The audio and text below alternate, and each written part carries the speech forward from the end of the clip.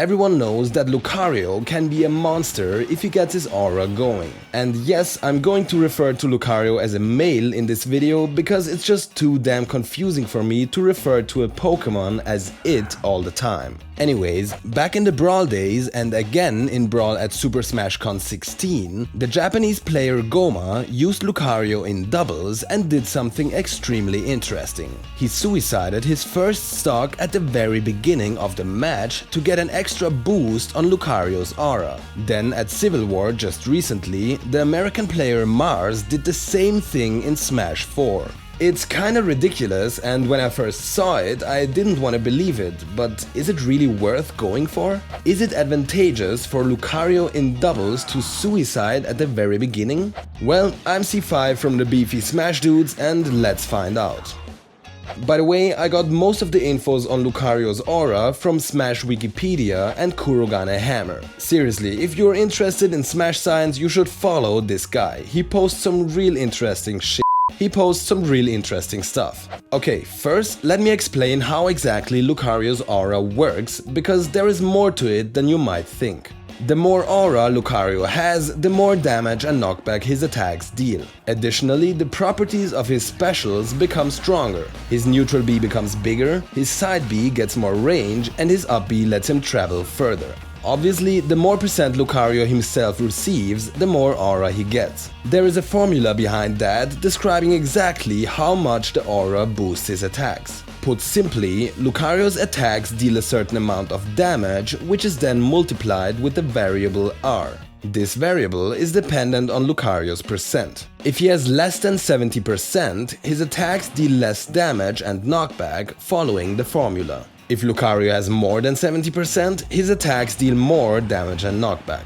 So at 0%, Lucario's attacks are only 0.66 times as strong as if he had 70%. And at maximum aura, which is at 190%, his attacks are 1.7 times stronger than at 70%.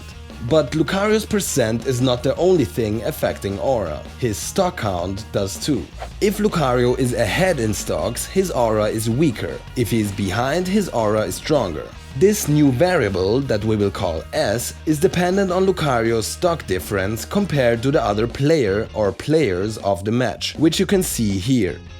If, for example, he is one stock behind, his attacks are another 1.142 times stronger, additionally to the original aura boost from his percent. But that doesn't mean that Lucario's aura could skyrocket into insane numbers, because there is an overall cap. All factors combined, the final aura multiplier cannot be lower than 0.6 or higher than 1.8. So being behind in stocks won't enable Lucario to gain a lot more aura, but it will help him get aura faster.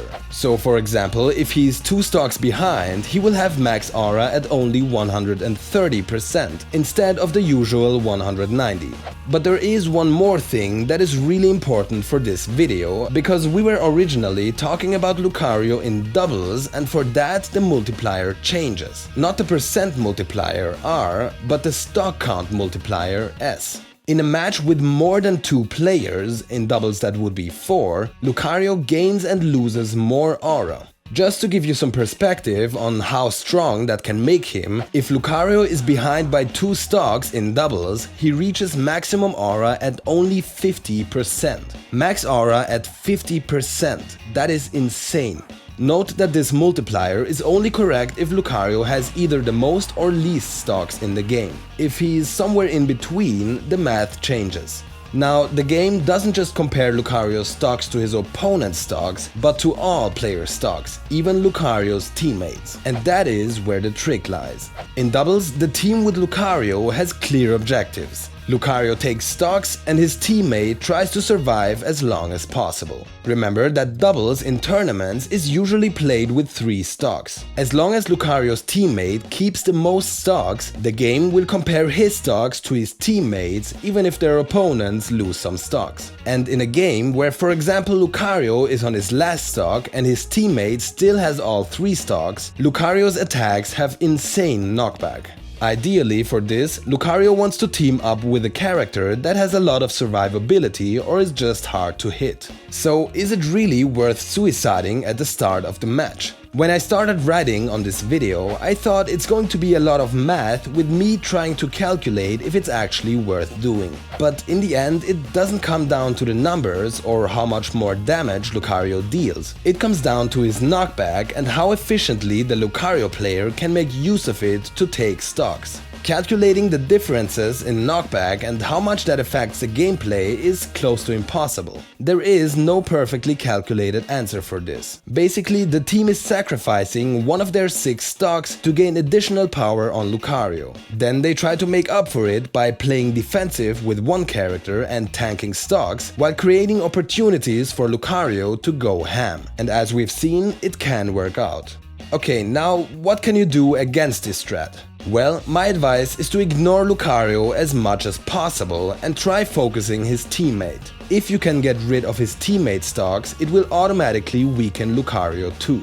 But if you focus Lucario, he might get insanely strong and kill you with an F smash at 30%. And even if you take his last stock, he can just share one of his teammate stocks and come back once again. I personally am still totally fascinated by this strategy. What do you guys think? Is it cool or is it lame? Let us know in the comments and subscribe for more cool Smash videos. As always, thanks for watching, see you soon and stay beefy.